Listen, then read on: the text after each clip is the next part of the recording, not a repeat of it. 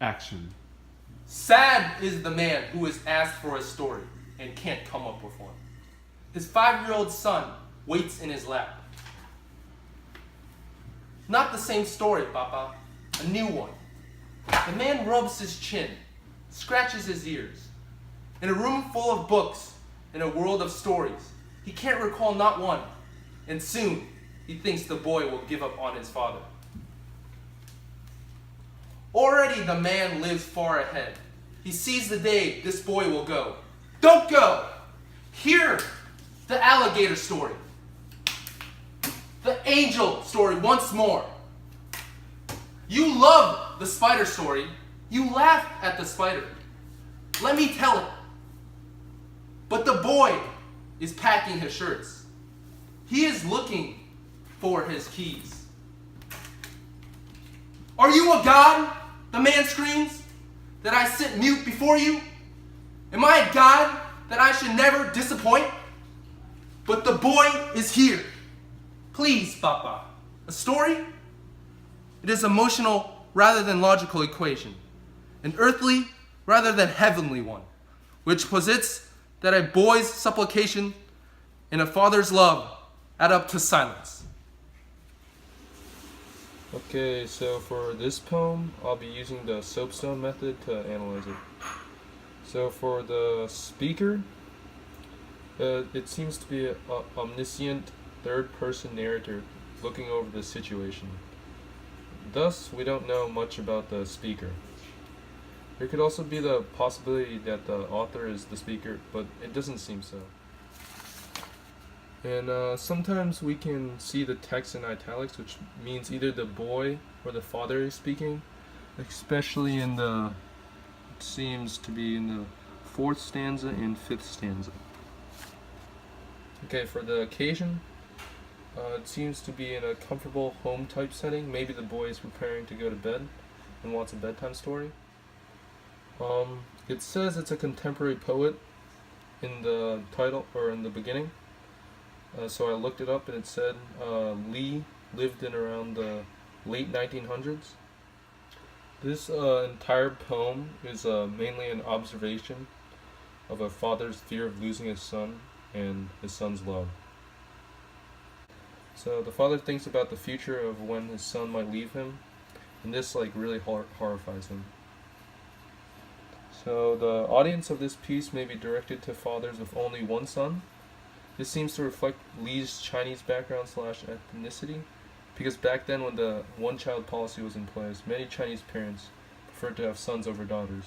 It's just a cultural thing. The purpose behind the text could be as simple as acceptance. Many parents fear the day when their child grows up and leaves the house. This is common not only in China but around the world. But the fact here is that the children will grow up sooner or later. The parents cannot protect their precious ones from the danger of the world forever. The author conveys this message through a simple event of a father and young son reading a story together to symbolize the good times when their children were in the parents' protection and control.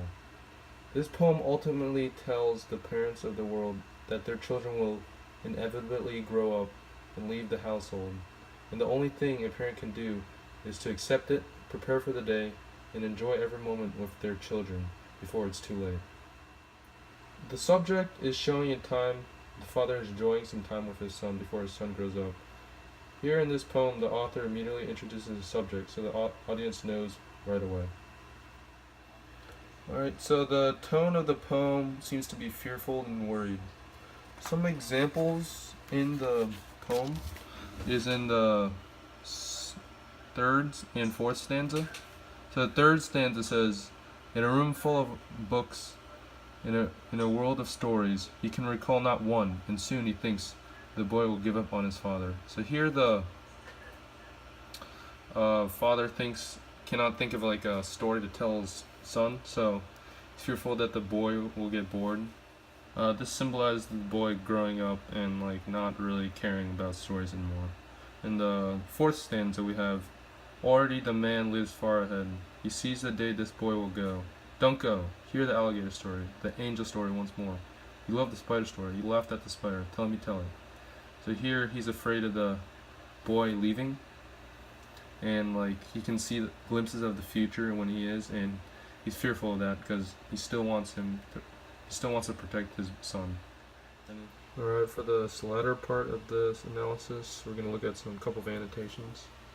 So for the title, it's called A Story, so by Young Lee. So it says it uses a instead of the, so it kind of represents like a hypothetical situation. Like it basically symbolizes this means like it could happen to anyone. It's very general, not specific. So it's like it could be applied to real world. For this second annotation, we see as the poem progresses, the stanza length and stanza lines increase. So this could show or mean an escalation of emotion in this piece. So as the father becomes more and more worried about losing his son and doesn't want him to leave. In this other annotation, we see the boy is packing up his shirt and he's looking for his keys. So this could symbolize the boy's all grown up in the future, maybe heading off to college or living by himself. We see the father scream, that I sit mute before you, am I a God that I should never disappoint? So he's a little mad but also worried, as the overall thing. In this last stanza we see, as the boy grows older he will not beg for stories no more. This points towards like father's worried about losing the love from his son. It shows that like the boy's begging right here and the father's love add up to silence. So this ending really emphasizes the complex relationship between the father and the son. The last thing the father wishes to tell his son is a story with love, as it states it, and a father's love, before his son grows old and leaves. The last thing we're going to talk about is the theme of father's perspective. So this poem could be like a reflection of Lee's actual life, because I did some research and it shows that Lee's father was under a lot of pressure during the late 1900s. He was constantly being relocated by the Chinese government. This poem could be an expansion of his father's worries of like family safety and the burden on his son of traveling so much that to the point of being treated like an adult. Maybe the father is getting worried that his son will grow up too fast for him to enjoy the last moments with him. So this is going to be it for the video. Thank you for tuning in this analysis of A Story by Young Lee. We upload every single week. Please like, subscribe, and drop a comment down below for the next video. And thank you so much. Peace out.